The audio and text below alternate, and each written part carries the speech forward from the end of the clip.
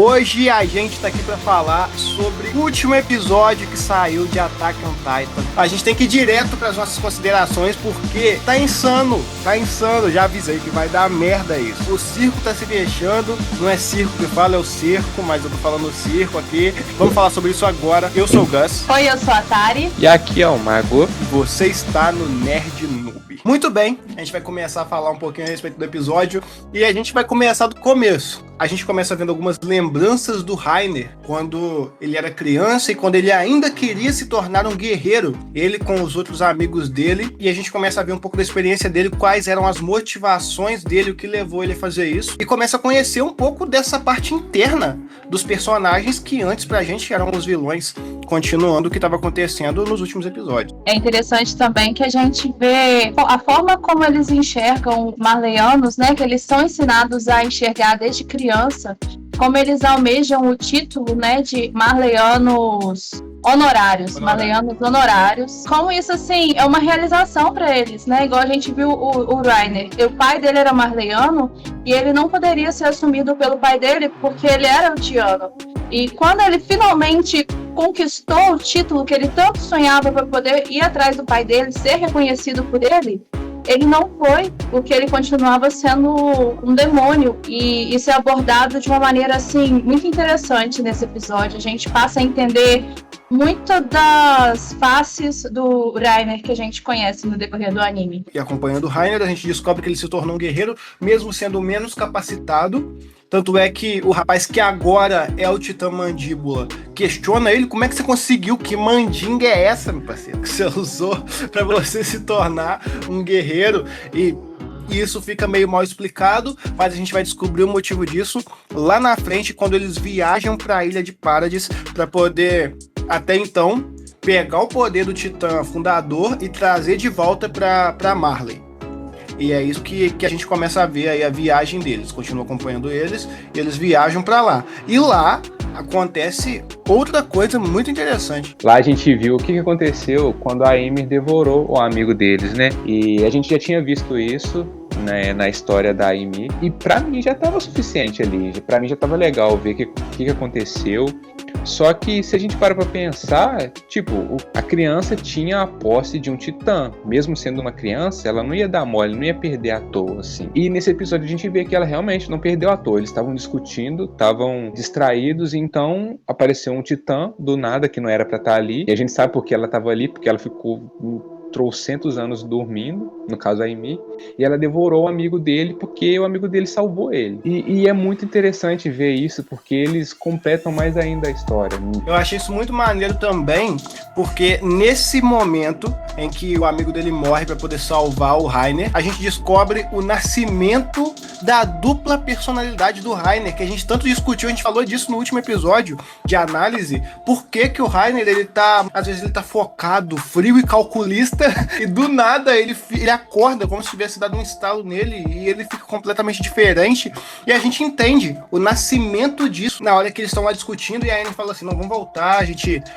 pega ali a Titã Mandíbula, leva pra Marley, depois a gente volta de novo, então não, e a Anne fala que o Rai ia morrer por causa daquilo. Aí ele vira e fala: você tá achando que é só eu que vou me ferrar? Você tá achando que vai dar ruim só pra mim? E ele começa a discutir, e aí a Anne fala: se você tivesse sido frio e calculista desse jeito na hora que o Titã tava atacando, talvez a gente não tivesse perdido o Marcel.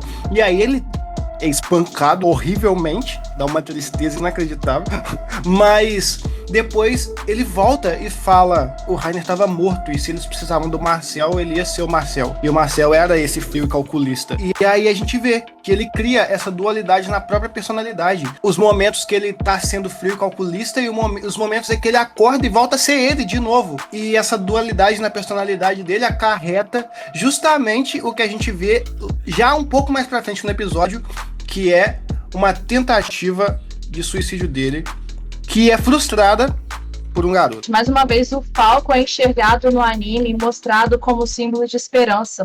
Quando o Reiner olha pela janela e vê ele, lembra-se da imagem dele, ele vê que ainda há pelo que lutar, ainda há pelo que ficar. Sim, ó, eu tenho um palpite aqui, é só um palpite avulso, abre aspas aí, porque eu acho que todo esse flashback que a gente tá vendo da história do Reiner, pode ser que a gente esteja vendo as lembranças dele na cabeça do Falco, hein? Fica aí essa teoria, fecha aspas. E é muito legal, realmente, como a Tari falou, ele representa a esperança. Eu não tinha percebido esse ponto. O Falco salvou ele realmente, né? E a cena que aparece em seguida é... Se você não percebeu, meu amigo, você tá onde? Você tá em Nárnia, meu consagrado. Mas calma, não vamos falar disso ainda não, que eu preciso fazer uma observação ainda sobre a cena de tentativa de suicídio do Reiner. Ele não queria jogar o fardo do poder dos titãs nas costas de outra pessoa e também provavelmente não queria que o poder do titã fosse usado para guerra a favor de Marley mais. Porque você vê que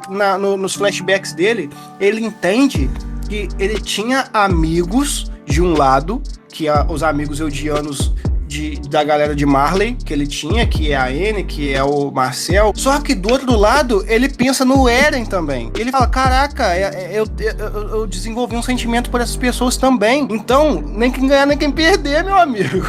Então, o melhor pra mim aqui é me matar pra que esse poder não continue sendo usado pra ferir as pessoas que não tem culpa nenhuma. Que são os eldianos, que são quem se ferra de verdade no fim das contas. E aí ele tenta se matar, mas depois ele descobre, não, ainda tem essas pessoas aqui. E se eu me matar, essas pessoas, elas vão continuar sendo manipuladas pelo sistema de qualquer maneira. Então ele fica porque ele vê esperança nessas crianças. E aí essa criança vai e aí, meu amiguinho, e aí você entende que o jogo, ele tá muito mais avançado do que você achou que tava. Que a loucura já tá como escalonada. E aí você encontra com o nosso querido Saci Pererê, que agora é o Eren. Putz, o cara lançou do Saci Pererê, sacou do perneta. Não tô gravando vídeo. Que é isso?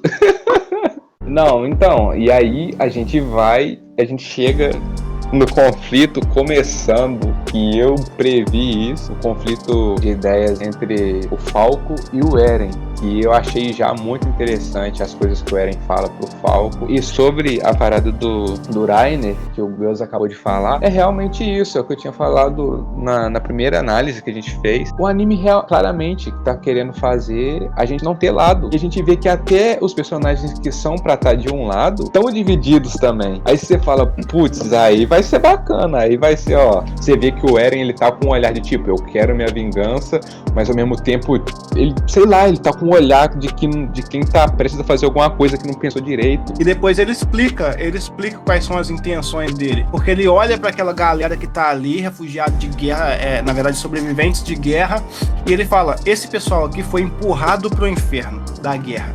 Foi empurrado para lá, eles foram obrigados pelo ambiente, pelo sistema a irem para a guerra, e por escolha própria eles não teriam ido se eles soubessem que eles iam ficar nesse estado mental aqui. Só que as pessoas que se jogam no inferno veem uma coisa diferente, que pode ser esperança ou pode ser mais inferno. Então é esse o ponto de vista dele. Ele fala, cara, ele tá praticamente falando assim, olha só, eu tô aqui e eu vou tomar uma atitude. A minha atitude pode gerar esperança pro meu povo ou pode gerar uma desgraça. E aí ele fala, e eu não tenho como saber. Eu não sei. Só quem continua avançando que descobre o que acontece. E é isso que eu vou fazer. Ele olha pra câmera. A câmera, na verdade ele não olha, mas a câmera para na frente da cara dele e fala assim, amigo, eu não sei no que vai dar, mas eu sei que vai dar merda. E aí acabou o episódio. Porque ele chegou lá e falou assim, caraca, meu irmão, a gente é oprimido lá e a gente é oprimido aqui. Que maravilha. E é interessante que tem uma parte exata no episódio em que isso acontece. Uma parte que o Reiner tá sentado de frente pro campo de concentração, de frente assim pro muro do campo de concentração deles, e depois passa o Eren do outro lado, de frente pras muralhas. Ambos os lados lutam pela mesma coisa. Os eldianos, eles estão desgraçados de qualquer maneira. Mas aí a gente começa a analisar a timeline toda, né?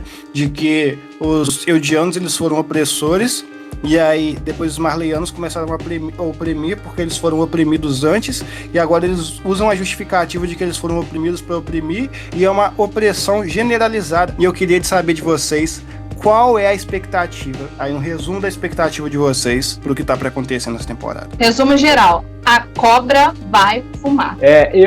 Uma coisa, mais uma teoriazinha que eu gostaria de deixar aqui, passou pela minha cabeça agora, é que talvez a gente veja um pouco mais sobre a primeira Titã lá. Eu acho que, sei lá, poderia explicar mais, porque o que a gente tem é o que se sabe, mas não o que realmente aconteceu. Talvez tenha alguma coisa que tenha sido modificada, mas eu diria que o resumo do que vai acontecer é que daqui pra frente é só pra trás.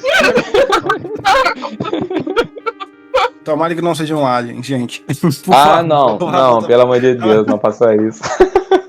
Gente, fechamos então. Por favor, deixa o seu like, se inscreva no canal, se inscreve, por favor. Gente, se inscreve. E comenta, conversa com a gente responde todo mundo, conversa com a gente aí nos comentários, fala o que você acha, mas não dá spoiler. Segue a nossa página no Insta e ativa o Cirilo. Isso!